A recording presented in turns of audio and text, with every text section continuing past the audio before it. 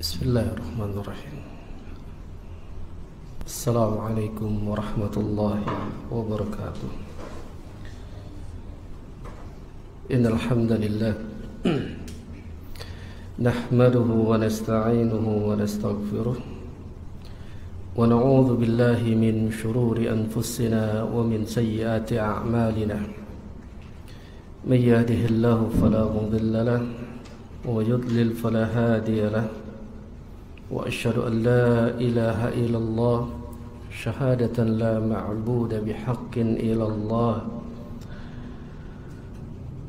قال الله تبارك وتعالى يا أيها الذين آمنوا اتقوا الله حق تقاته ولا تموتن إلا وأنتم مسلمون.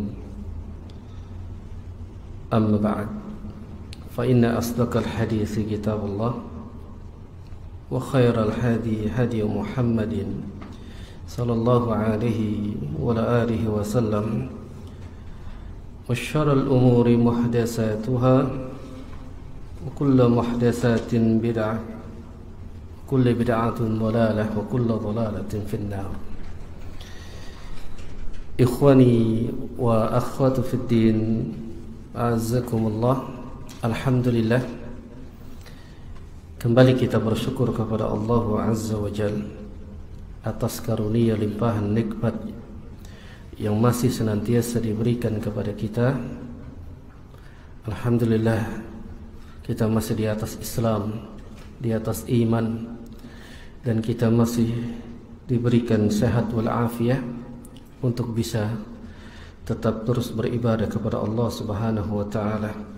Tidak lain kita mempelajari, mencari ilmu.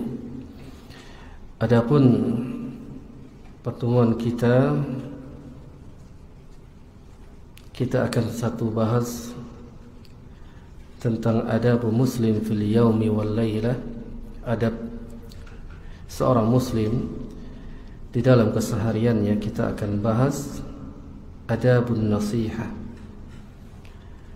adab-adab di dalam yang berkaitan dengan nasihat. Ketahuilah jamaah sekalian yang dirahmati Allah Tabaraka wa Ta'ala,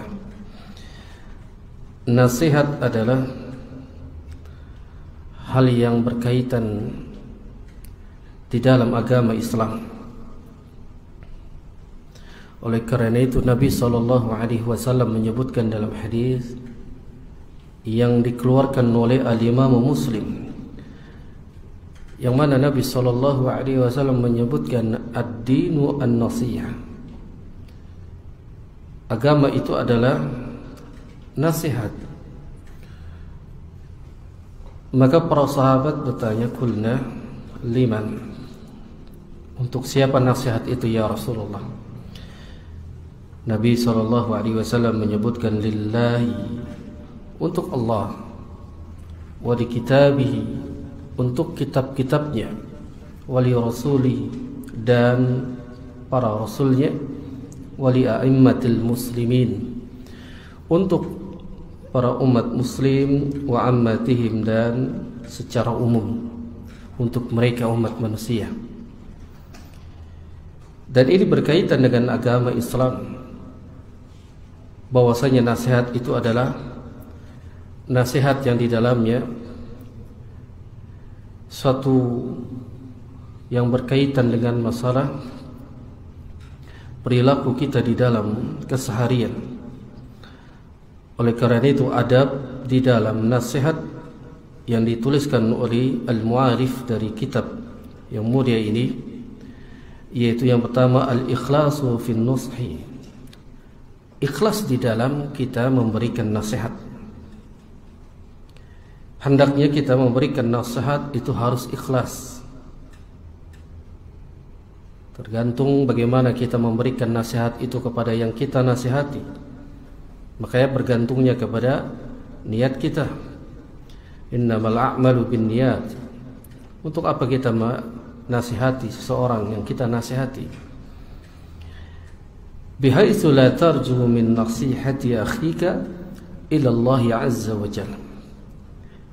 maka hendaknya kita menasihati, tidak lain kita tidak mengharapkan sesuatu dari nasihat itu, tidak mengharapkan dunia yang kita menasihati saudara kita, melainkan nasihat itu ilallah, yaitu untuk Allah, agar dia kembali kepada Allah, meninggalkan yang haram. Kita menasihati apabila dia telah berbuat dosa dan maksiat agar meninggalkan, kembali kepada Allah Subhanahu wa ta'ala. Tidak ingin dikatakan sebagai orang yang alim, sok suci, sok berilmu, melainkan kita nasihat itu ikhlas agar dia kembali kepada Allah Subhanahu wa ta'ala. Wa an tubarri'a dhimmatik, dan juga agar apa? Memberikan agar dia terbebas dari kesalahannya, terjaga. Karena kita menasihati, jika seseorang telah terjatuh ke dalam kubangan dosa dan maksiat, maka kita nasihati agar dia membersihkan dirinya dari kesalahan.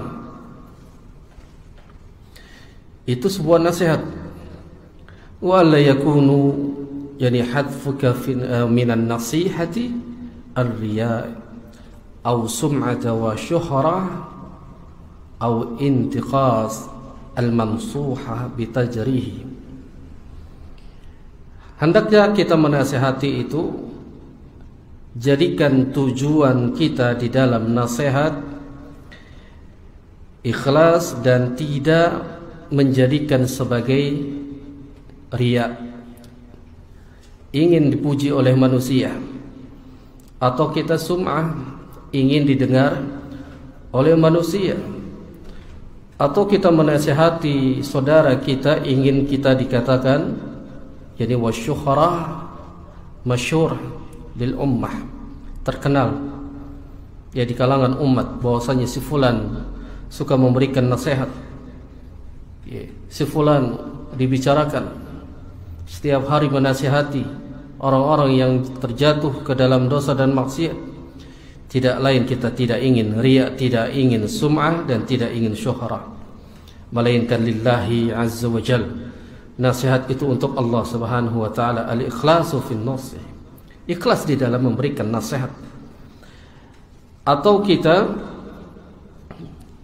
menasihati, yang kita nasihati itu secara khusus, wa intiqas al-mansuh, maksudnya secara khusus yang kita nasihati itu jangan sampai watajri, tidak boleh sampai melukainya.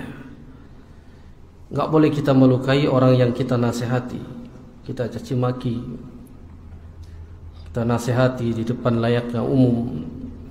Dan ini salah satu yang mendapatkan ya melukainya dengan cara yang tidak baik di dalam menasihati.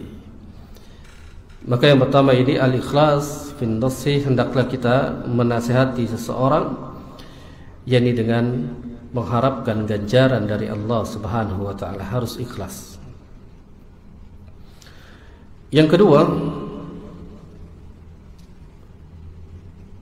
adabun nasihah an takuna an-nasihah yani bi uslubi hasanun tayyibun layyinun sahlun hatta yata'assara bihal mansuh.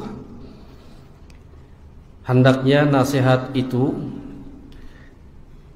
yakni bentuknya berisikan di dalamnya yang baik. Nasihatnya itu di dalamnya nasihat-nasihat yang berisikan baik.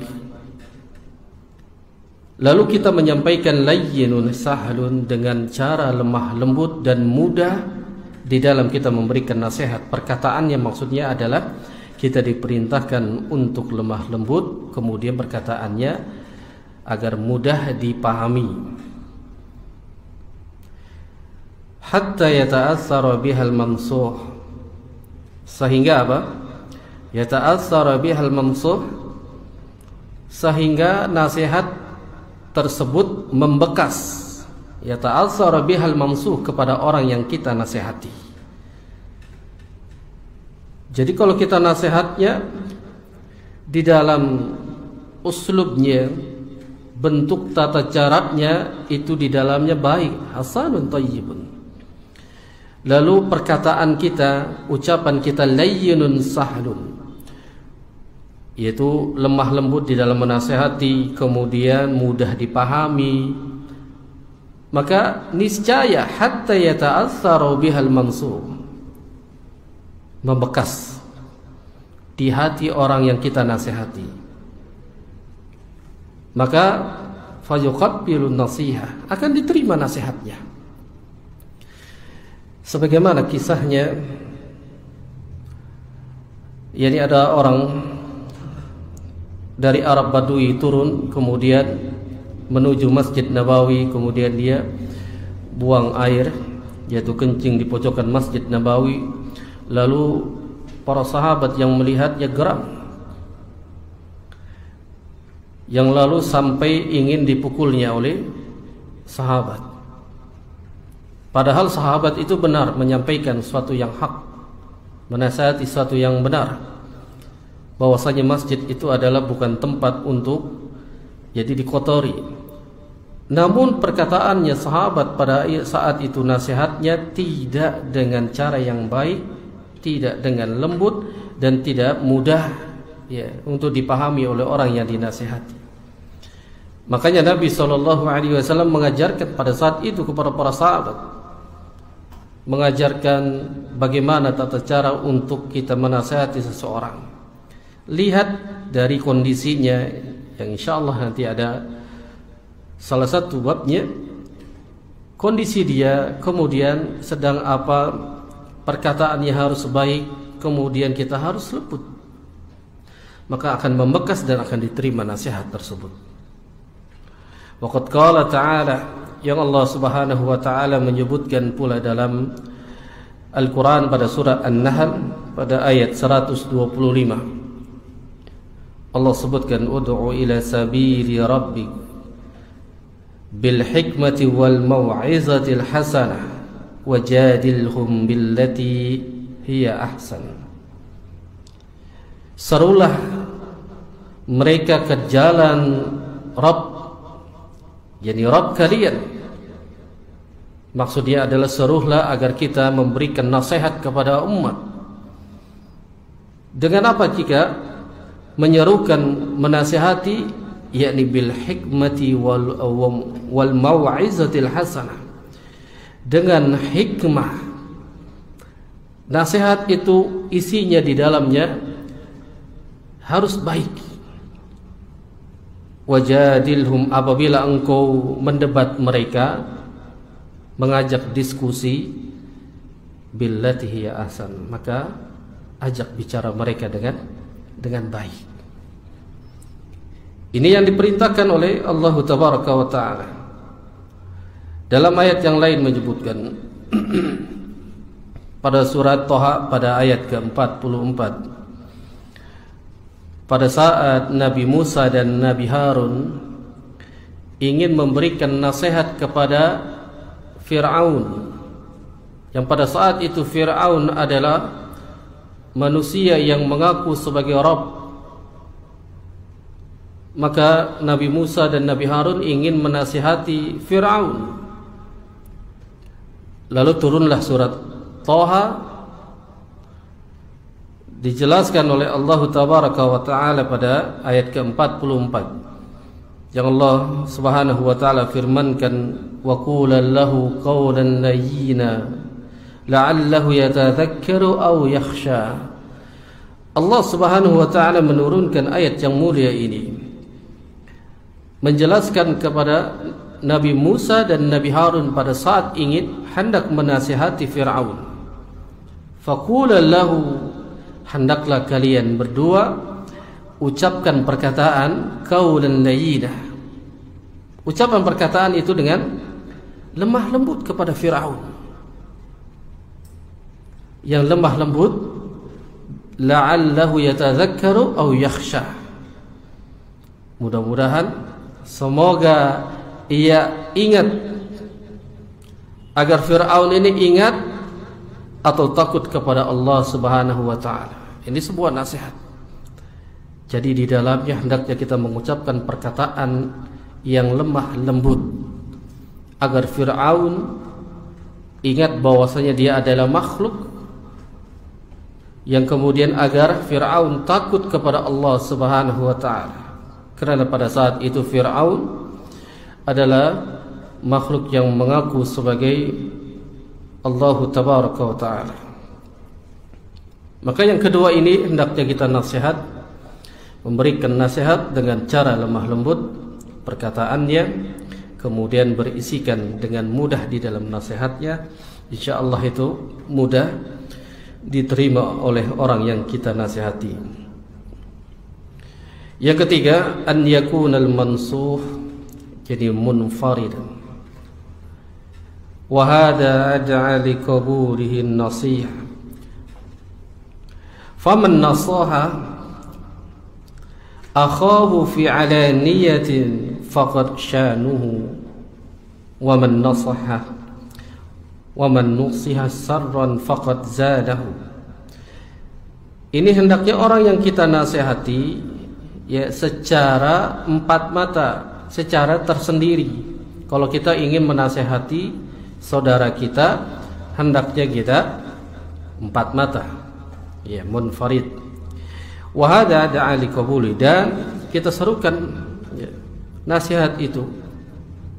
Maka barang siapa yang menasihati saudaranya lalu menasihatinya fi alaniyatin, di depan publik, di depan kelayakan orang banyak, maka faqad syahnuhu, sungguh dia telah menjatuhkannya.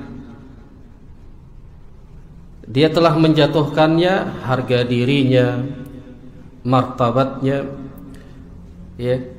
Maka ini bukan bagian daripada adab. Kalau kita nasihati, ada teman kita salah, jangan langsung kita menasihati di depan layaknya orang.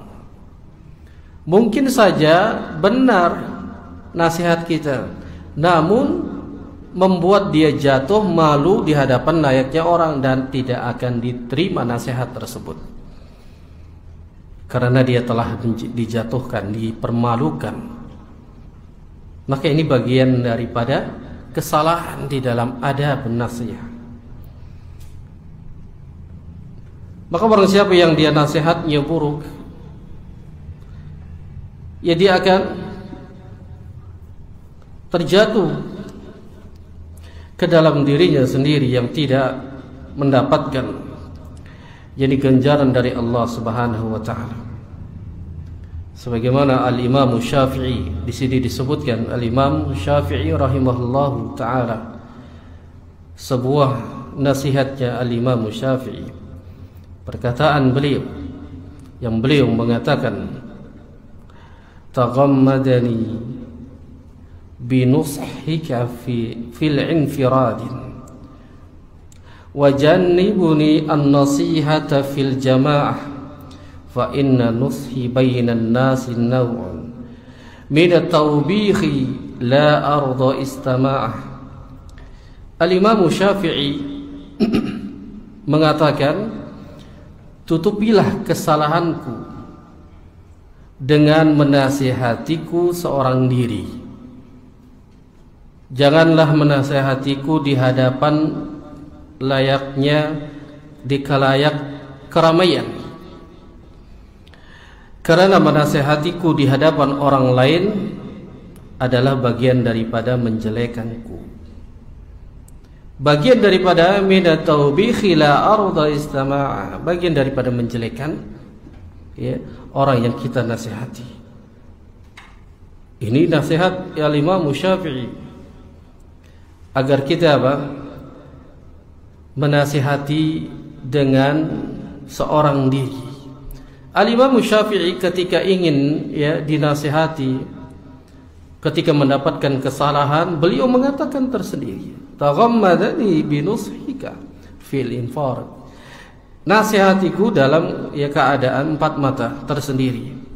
Jauhkan dari nasihat dikelayakan orang banyak, ya.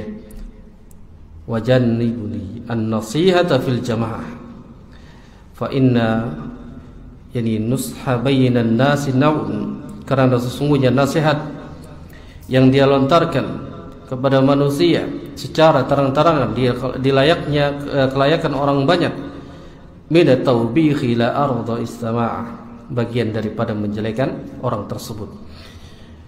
Maka sungguh kita sebagai seorang muslim, kita harus perhatikan mana yang kita nasihati, apakah dia sedang sendiri atau sedang di hadapan orang banyak. Maka perhatikan adab-adab di dalam kita memberikan nasihat.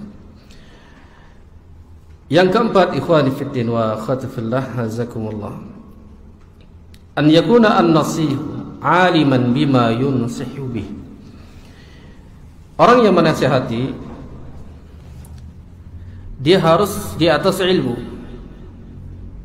Dia harus di atas ilmu, yang memiliki ilmu, agar dia bisa menasihati seseorang itu dengan ilmunya.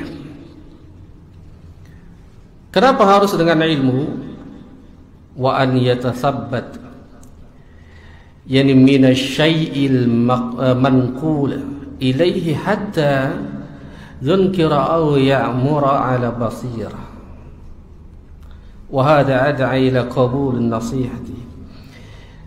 Agar kita dapat meyakinkan orang yang kita dinasihati, perkataannya diterima, karena kita di atas ilmu. Kita yang memerintahkan orang tersebut agar menjauhkan dari sesuatu yang diharamkan dengan ilmu. Biasanya orang kalau misalkan kita nasihati kemudian kita iringi dengan ilmu, maka orang yang kita nasihati itu akan semakin yakin, kemudian dia akan meninggalkan apa yang dia telah lakukan. Semisal kita menasihati orang agar menjauhkan dari perbuatan zina. Misalkan orang tersebut telah melakukan perzinahan, lalu kita nasihati dengan dalil, dengan hujjah bahwasanya zina itu adalah bagian daripada dosa besar. Sampaikan, ini ayatnya, ini hadisnya. Ya Allah Subhanahu wa taala menyebutkan wala taqrabuz zina, jangan dekat-dekat dengan zina. Lalu orang yang kita nasihati itu adalah semakin yakin bahwasanya semata-mata nasihat kita itu agar dia kembali kepada Allah. Kita nasihati orang yang menyelisihi sunnah, kita nasihati agar dia kembali kepada sunnah, mengikuti sunnah. Semata-mata nasihat kita agar dia kembali mengikuti sunnah, bukan semata-mata kita ingin riya, tidak, ingin sum'ah, tidak, apalagi ingin dikatakan sebagai orang yang terkenal. Dan ini yang kita hindari. Maka nasihat itu akan diterima insyaallah. Kita sebagai orang yang berilmu, makanya minta nasihat itu kepada orang yang paham akan permasalahan itu. Tidak mungkin seseorang yang ketika dia minta, ingin dinasihati, ingin ditegur di dalam satu permasalahan, lalu dia minta kepada yang bukan ahli di bidangnya, maka akan hancur. Maka Allah Subhanahu wa taala menyebutkan fas'alu ahla dzikri in kuntum la ta'lamun. Jika kalian ingin bertanya satu permasalahan, maka datangilah orang ahlinya, yaitu ahli zikir, ulama. Maka sebaik-baiknya orang yang memberikan nasihat adalah orang yang di atas ilmu. Kemudian jemaah sekalian yang dirahmati Allah Subhanahu wa taala, adabul muslim fil yaumi wal laila, yang kelima.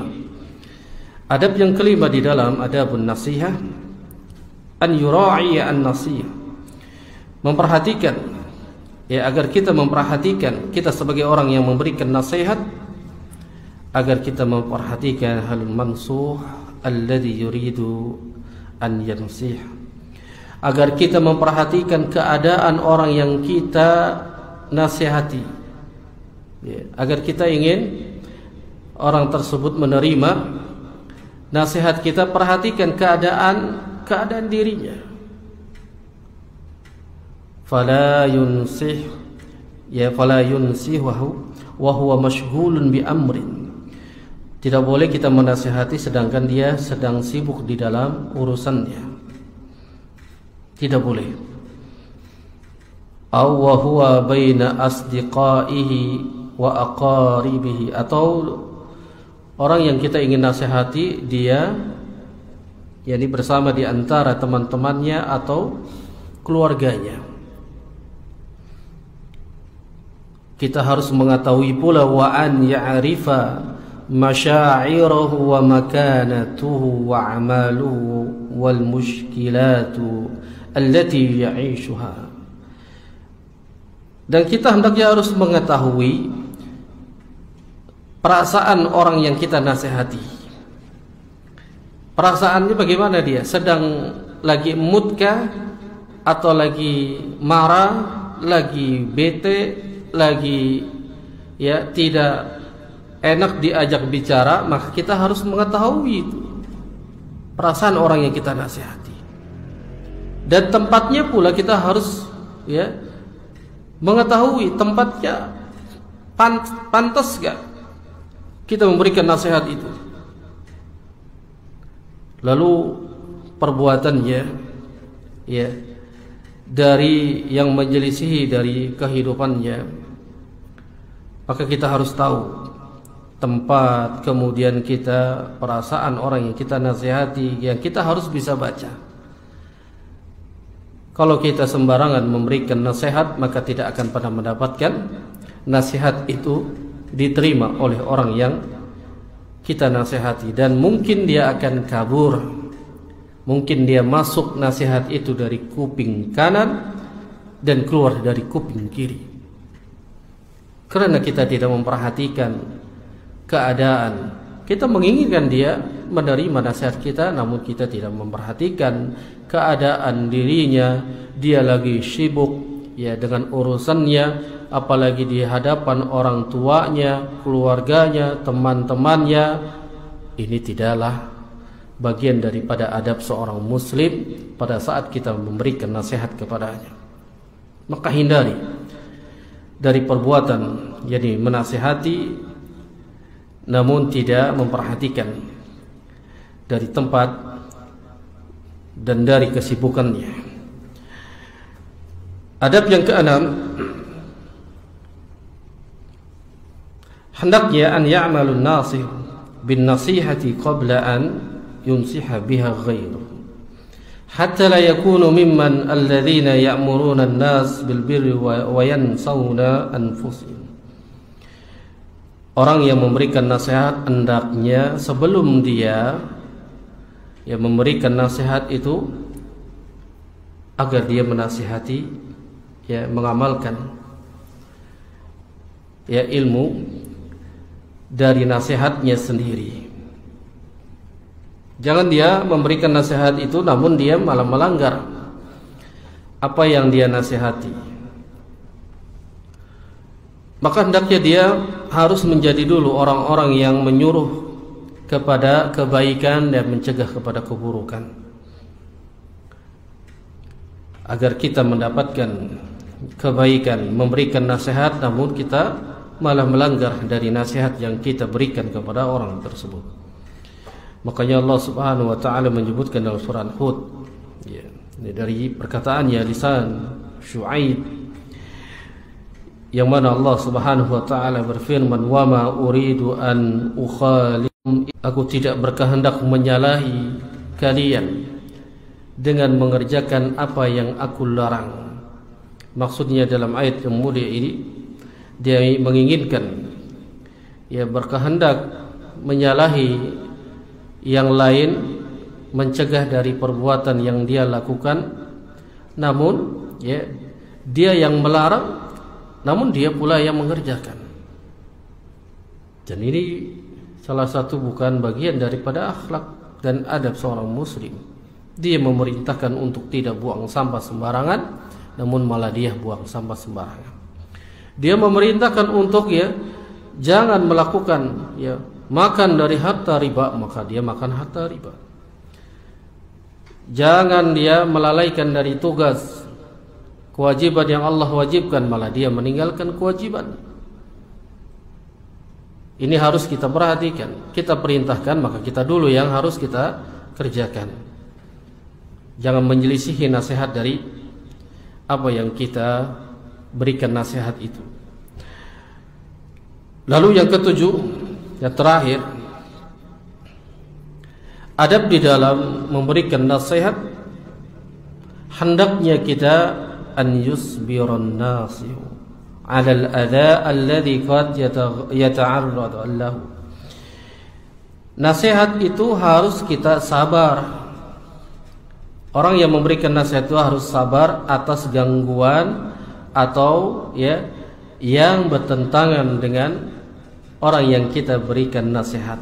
Pasti ada rintangannya, pasti ada cobaannya. Sebagaimana Nabi SAW pada saat menasihati orang-orang kafir Quraisy agar mereka meninggalkan sesembahan selain Allah.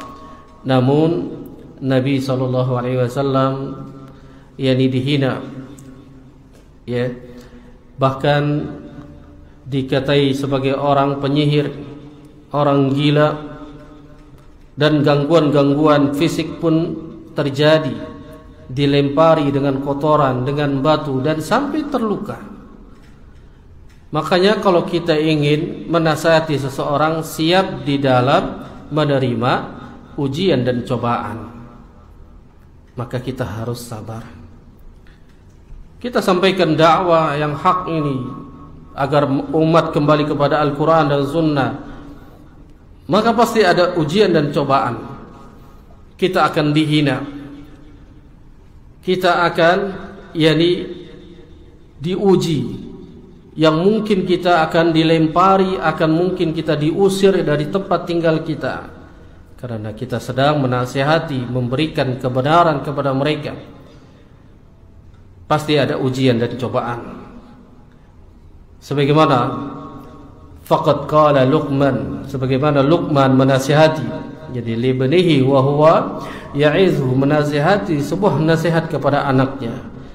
Ya bunayya aqimis shalah, wahai anakku, kerjakanlah salat. Wa'mur bil ma'ruf, dan perintahkan dengan yang ma'ruf. Wanha 'anil munkar, dan cegahlah dari kemungkaran. Lalu Luqman menasihati, wasbir, dan bersabarlah, ala ma asabah, apa yang menimpa padamu. Pada saat kita memberikan nasihat, pada saat kita dakwah, maka hendaknya kita harus sabar. Pasti ada ujian dan cobaan, dan ini sudah menjadi ketetapan bagi Allah Subhanahu wa taala, agar kita memberikan nasihat, agar kita dakwah, menyerukan umat kembali kepada Allah, mentauhidkan Allah, mengikuti sunnah Rasul sallallahu alaihi wasallam, maka pasti ada rintangan dan cobaannya. Maka disitulah Allah akan berikan ganjaran yang besar jika dia sabar di dalam mendakwahinya, memberikan nasihat kepada orang-orang yang terjerumus ke dalam dosa dan maksiat, terjerumus kepada bid'ah, terjerumus kepada kesyirikan. Kita dakwakan mereka agar kembali kepada Allah Subhanahu wa taala. Pasti ada ujian dan cobaannya. Ini sudah menjadi ketetapan Allah Subhanahu wa taala. Maka ya'muruhu bisabri ala ma qad yusibuhu, min jarra'il amr bil ma'rufi wa nahyi 'anil munkar, memerintahkan agar kita bersabar di atas apabila kita mendapatkan ujian dan cobaan dari segala bentuk mara bahaya, baik itu fisik, baik itu ucapan, apa saja kita memerintahkan dari yang ma'ruf dan mencegah dari yang mungkar, pasti akan mendapatkan cobaan. Tidaklah mungkin seseorang yang lurus akidahnya, yang lurus dalam manhajnya, itu dia akan berjalan terus yang tidak ada rintangan. Tidaklah mungkin.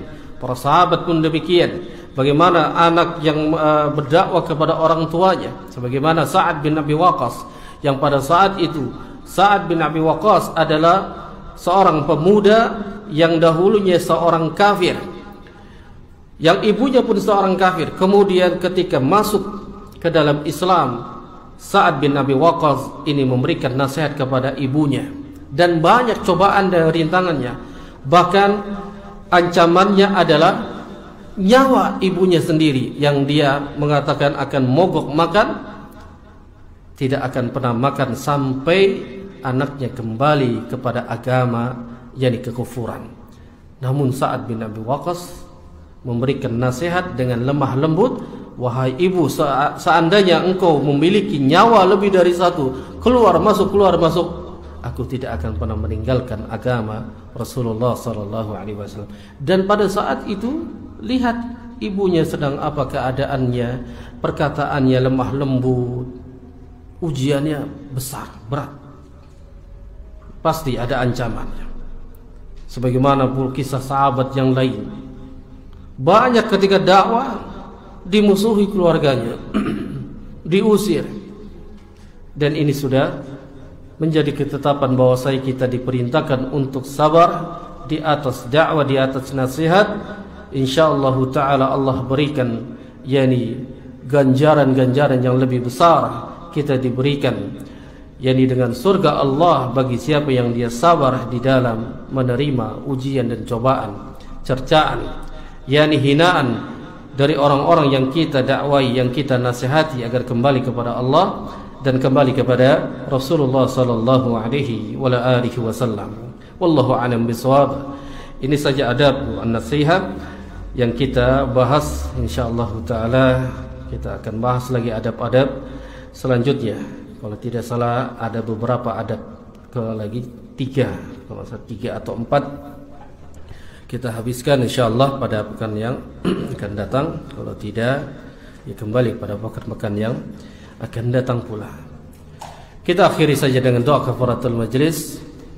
Aqulu qouli hadza wa astaghfirullah li wa lakum. Subhanakallah wa bihamdik, asyhadu an la ilaha illa anta astaghfiruka wa atubu ilaik. Wassalamu alaikum warahmatullahi wabarakatuh.